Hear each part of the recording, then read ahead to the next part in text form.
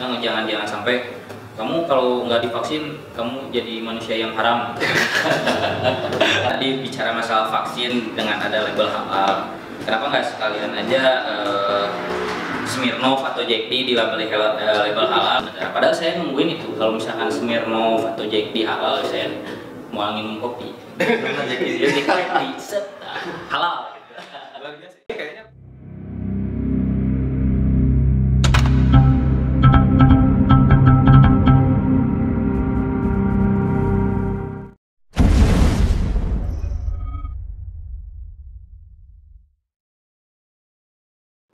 Oke, assalamualaikum warahmatullahi wabarakatuh, sahabat mikir semua. Kembali lagi di Majelis Mikir episode berapa ya? Lupa, pokoknya cek aja episode 5. Episode 5 katanya. Di sini ada tamu spesial, narasumbernya 2. Biasanya 1 kan. Ini 2. Dari teman-teman Garda Suara di sini sama Kang Robi dan Kang Ozi. Kang Robi, Kang Ozi sehat? Alhamdulillah. Kegiatan corona kayak gimana? Ya, kegiatan corona lebih kepada bertahan hidup. Lebih kepada bertahan hidup. Kalau Kang Ozi gimana, Kang Ozi? Normalin aja. Meskipun situasi agak sulit begini, kita tetap harus bertahan hidup. Ya? Betul. Luar biasa. Ini agak menarik sih ya, langsung aja ya, daripada kita harus banyak bacot gitu. Nah sekarang gini, ini menarik tentang Garda Suara ini kan, agak menarik nih. Saya sudah sempat kepoin IG-nya gitu ya, agak luar biasa gitu kan. Ya. Agak shock karena agak merah gitu. Agak merah-merah gitu. Merah merona ya. Merah-merona. Nah, movement Garda Suara ini tuh, Akang sebagai founder, ini maksudnya apa ya, Garda Suara ini? Oke, sebelum saya jawab, saya berterima kasih juga sama Akang, satu kehormatan bisa saya diundang ke sini, bisa diundang di platform medianya Majelis Mikir. Ya mudah-mudahan apa yang saya utarakan bermanfaat gitu ya, mungkin gitu. Insya Allah bermanfaat. Oke. Apa ya, Garda Suara sebetulnya mah namanya Campur, tapi jangan kebanyakan Sunda Kang, karena ini kan karena ini nasional. Biar bisa didengarkan oleh semua orang, bukan cuma orang Sunda. Siap. Jadi sebetulnya Garda Suara awal terbentuknya mah dari keresahan saya pribadi sih bikin akun itu teh, karena saya resah ngelihat berbagai macam pemikiran yang notabene menaruh tendensi besar terhadap satu agama, terutama agama Islam ya. Dan kenapa saya lebih concern kepada merah, karena ya saya terpantik sama anak-anak kidal yang memang ini seksi sekali gitu untuk digeluti gitu kan. Cuman hanya saja yang jadi permasalahannya adalah ketika pergerakan ini menjadi satu pergerakan yang memang menaruh tendensi besar terhadap laku-laku atau misalkan bahasan-bahasan tentang kajian-kajian keislaman. Makanya sebetulnya Garda Suara ini jadi satu ini aja sih sebetulnya mah satu package yang dimana segmentasinya adalah segmentasi anak muda, terlebih anak muda yang di ranah-ranah akademis gitu, di ranah-ranah sosial kemanusiaan yang memperjuangkan itu. Dan kalau saya pribadi mas sebetulnya lebih concern kepada laku-laku visualnya sih, karena saya berangkat dari satu akademisi kesenian di Bandung, dan kebetulan saya juga waktu itu mengambil concernnya lebih kepada kesenian rupa gitu, seni rupa. Ini ya kenapa enggak gitu, apa yang saya mampu, apa yang saya bisa jadi ladang amal untuk saya sendiri, dan jadi ingin juga menyalurkan ya karya saya ke jalur yang perjuangan yang benar gitu. Walaupun hanya sebatas kemampuan saya lah, karena saya sebagai orang pelaku seni yang khususnya adalah seni rupa, ya kenapa tidak gitu, bahasan rupa gitu ya, laku-laku visual ini jadi jadi alat untuk kawan-kawan di sana, kawan-kawan yang konsen dengan dakwah secara verbal gitu, kita saling klop aja gitu.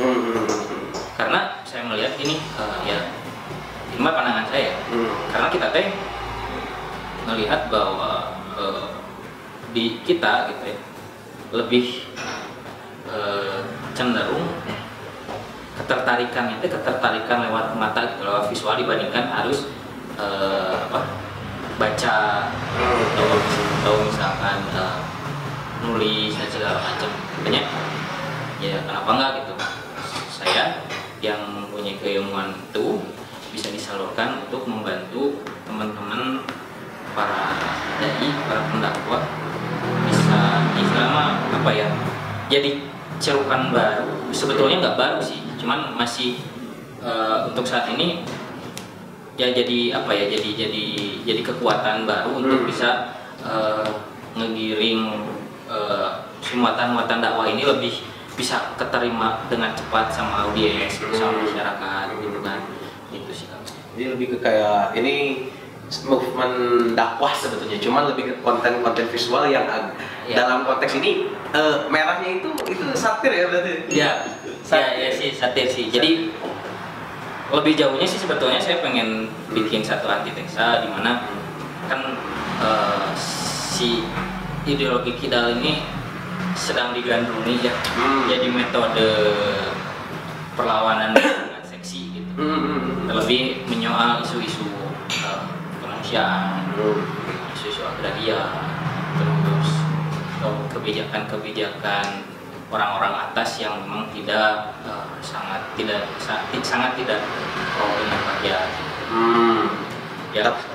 Tapi gimana kan maksudnya? Sorry ya kan agak dipotong, agak kepotong nih, bukan agak dipotong.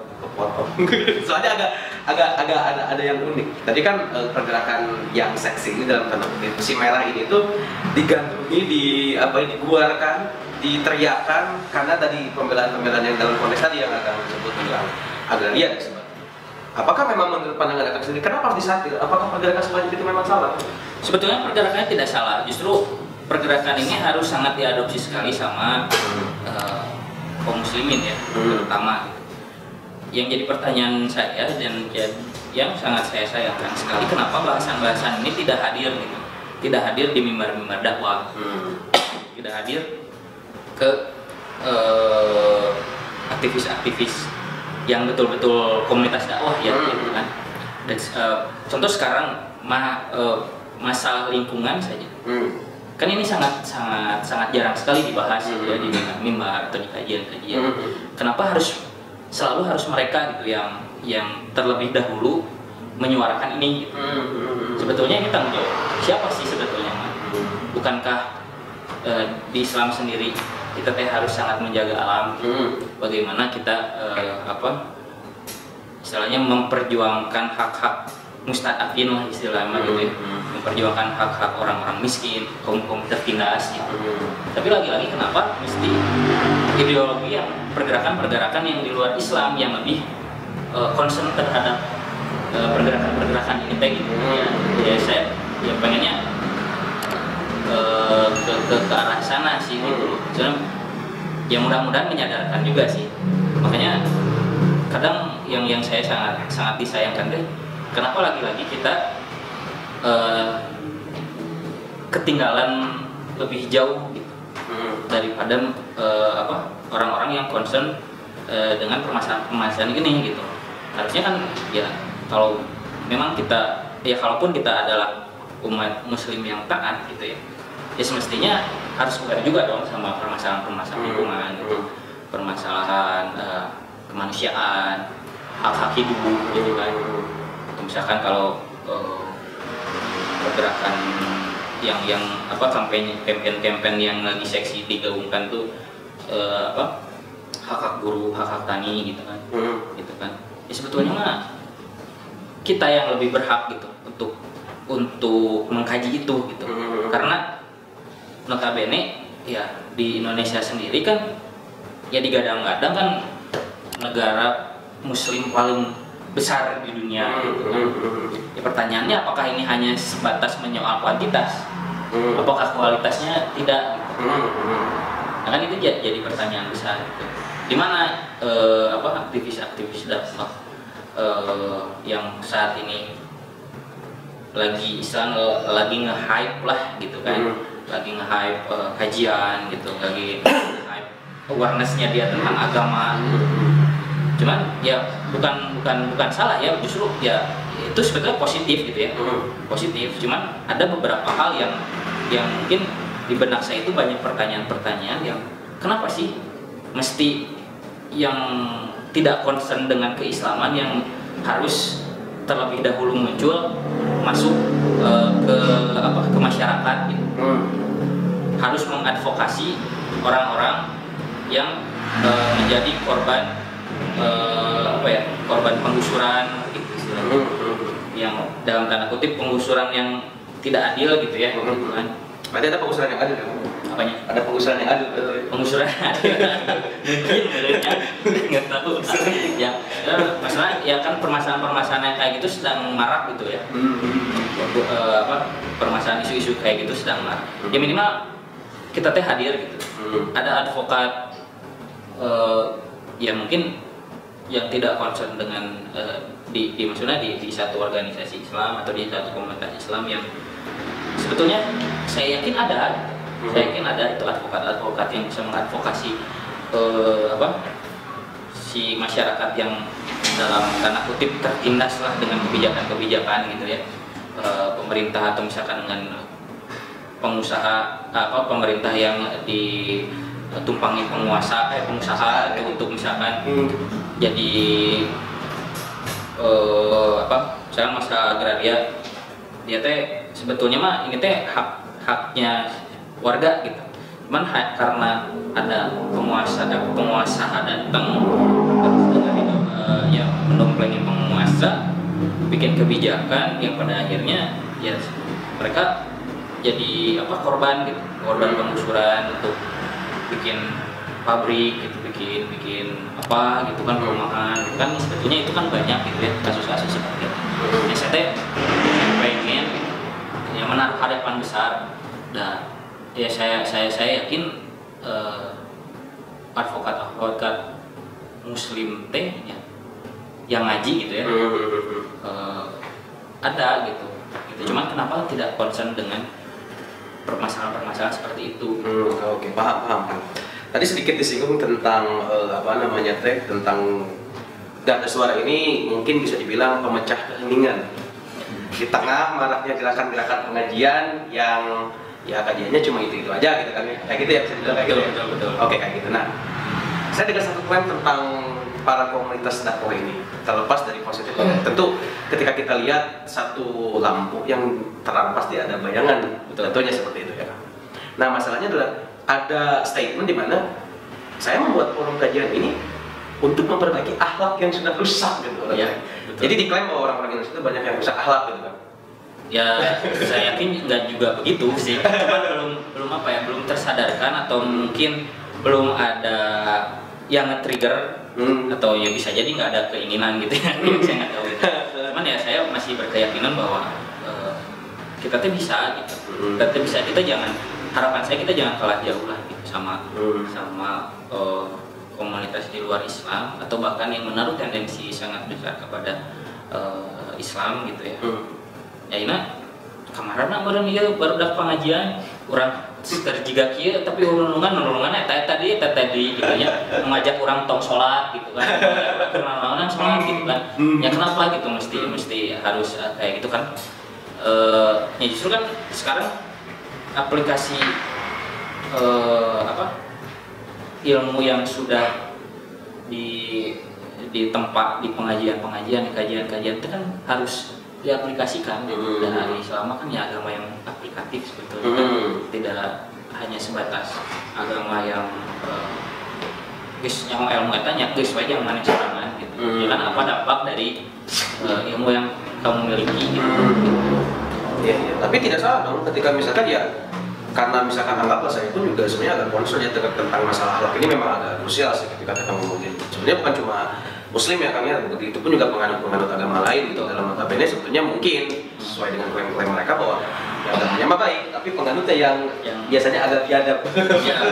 Agak gitu ya. Nah, memang salah gitu kalau misalkan kita cuma concern dalam perbaikan akhlak. Ya itu penting perbaikan akhlak. Cuman kan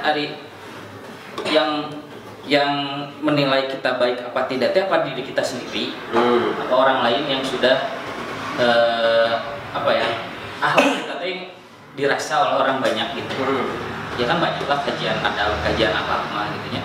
Cuman si yang menilai kita baik adabnya, baik akhlaknya itu apakah diri kita sendiri apa orang lain gitu. Otomatis kan si kajian-kajian ini harus berdampak gitu biar orang menilai bahwa oh iya dia baik, dia akhlaknya baik, dia adabnya baik gitu kan. Ketika kita sudah mengaplikasikan ilmu misalkan tentang adab dan akhlak gitu. Nah, kayak gitu kan. Oke, jadi lebih aplikatif lah mungkin ya. Ada suara ini jadi lebih concernnya ke hal-hal semacam yang tadi, lebih bergerak langsung ke bawah. Ya sebetulnya garda suara mah lebih kepada kendaraan sih. Ya siapa saja sih bisa berkontribusi untuk garda suara gitu ya. Dan saya juga sebetulnya mah berharap banyak sama kawan-kawan yang satu visi satu misi, apalagi kawan-kawan yang mafhum terhadap keilmuan agama untuk bisa ya ayolah ini si garda suara ini bukan milik saya sendiri gitu. Sebenarnya kan pemiliknya bisa saya pemiliknya. So, konten apalah gitu yang bisa saya visualisasikan gitu. Karena saya lebih concern ke sana. Jadi ya kita saling lah, ayo kamu nggak bisa gambar, saya bisa gambar, kamu punya materi dakwah apa, oke saya visualkan biar bisa lebih menarik orang.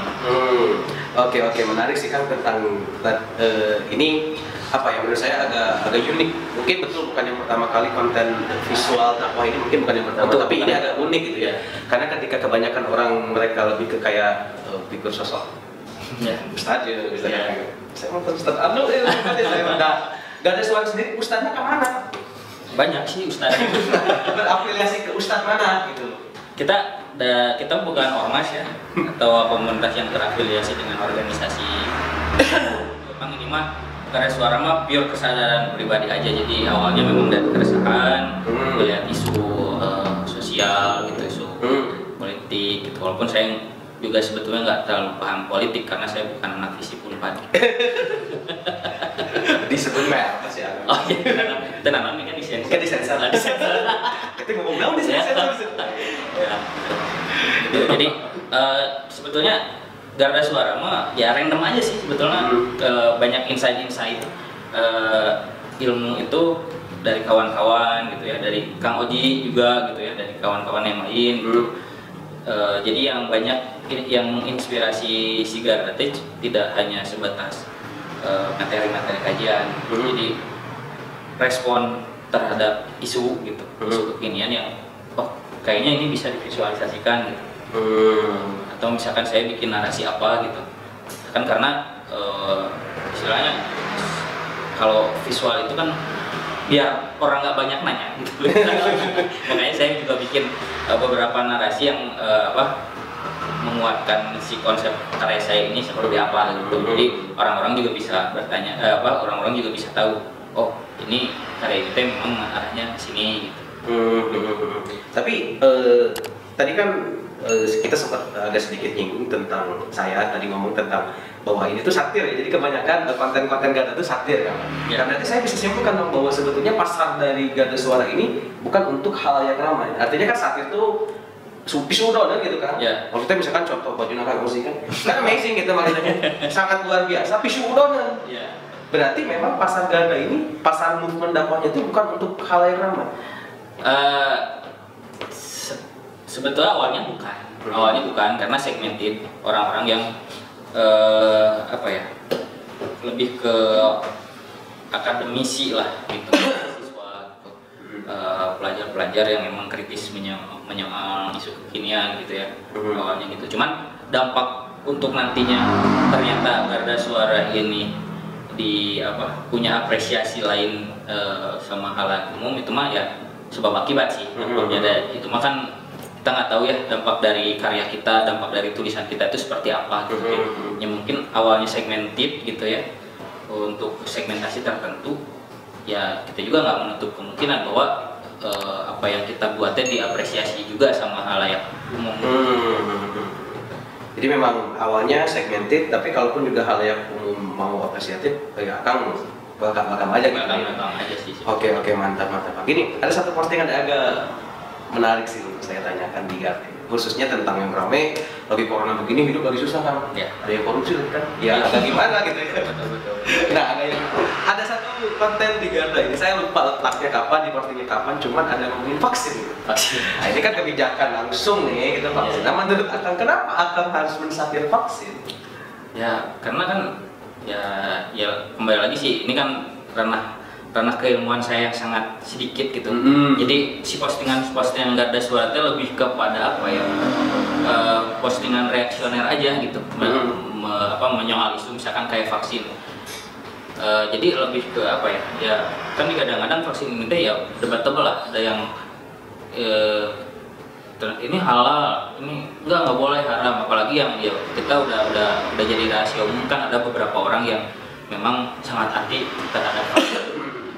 Yang saya sadar di sini kan justru vaksin yang lebih bahaya ini adalah idiom-idiom politis yang ada di belakangnya gitu. Yang menusukkan di visualisasinya si jarum suntik yang menusuk kepala manusia ke tengkorak gitu. Itu kan itu yang lebih bahaya gitu. Jadi pembenaran ini yang kemudian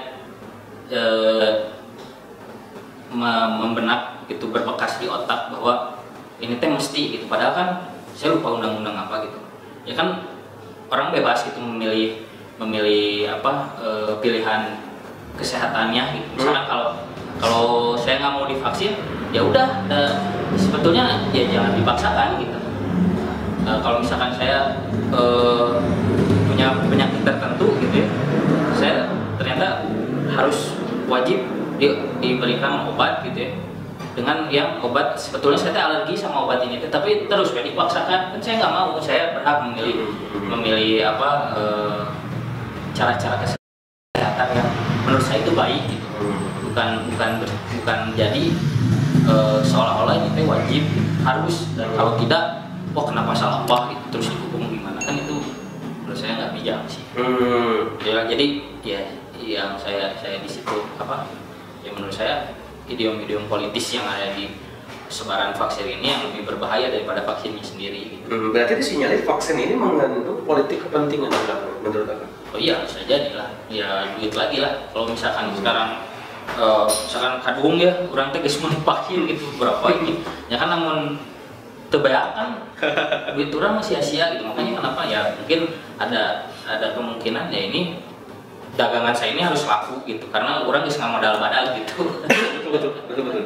Tapi vaksin ini dilabeli halal kan sama yang jadi ya kita sebagai orang muslim colok gitu haram gitu, halal. Menurut Akang gimana peran MUI dalam vaksin ini seperti apa? Ya kalau saya sih, menurut saya mah maksudnya sebetulnya mah apa ya, MUI juga ya harusnya bijak sih, bijak dalam artian ya harus ada fatwa ya, yang mau silahkan, yang tidak juga nggak apa-apa gitu. Ada fatwa di sana gitu. Dan yang nggak wajib yang nggak wajib gitulah ya. Dan soalnya tiap orang kan punya cara menjaga kesehatannya masing-masing gitu kan, punya cara metode dia sebetulnya. Kalau seperti tadi saya bilang, saya nggak sama obat-obatan tertentu itu saya teh alergi gitu. Bahkan kalau saya pakai obat ini saya akan lebih parah penyakitnya. Kan dengan adanya paksaan ini ya, saya ngomongnya paksaan aja karena kan ini memang dipaksa gitu kan. Kalau enggak kan maksudnya kalau nggak divaksin ada punishment tertentu gitu, sanksi-sanksi tertentu. Ya saya pikir ini nggak bijak juga gitu. Maksudnya sebetulnya harusnya yang ini juga bijak sih, ngegiring isunya teh gitu. Karena kalau bisa mahnya hoyongnya, kalau yang mau ya silahkan divaksin, kalau enggak juga ya nggak apa-apa gitu. Ya jangan sampai kamu kalau nggak divaksin kamu jadi manusia yang haram karena tidak mematuhi fatwa MUI. Benar. Ini agak menarik, kita masuk ke maksudnya gini Kang, ini agak asik sih, khususnya masalah tentang saya jadi ingin bertanya gitu, masalah posisi Garda Suara dalam ranah ini tuh seperti apa. Gini kan, tadi kan kita ngomongin sedikit dari mulai vaksin, MUI itu sebetulnya. Kenapa saya tadi catat MUI? Karena Di kita tuh memang MUI itu menjadi istilahnya kalau untuk dalam standar kepercayaan Islam gitu di Indonesia ini jadi sebagai lembaga yang istilahnya namanya mungkin sudah sip lah gitu. Pokoknya kalau ada fatwa MUI oke, kalau nggak ada dengan haram kan begitu. Halal gitu.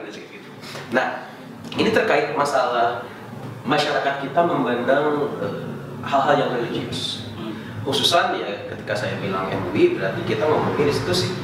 Ketika ngomongin institusi tentunya kita akan menuju kepada hal yang lebih tinggi gitu. Tentu negara gitu ya. Menurut akan sendiri gitu ya. Apakah negara kita ini berislam secara real atau berislam cuma Islam-Islaman gitu? Menurut Anda, negara itu secara negara gitu. Enggak juga sih. Enggak menerapkan Islam secara kafah. Berarti Islam-Islaman. Islam umat kebutuhan. Nah ini menarik.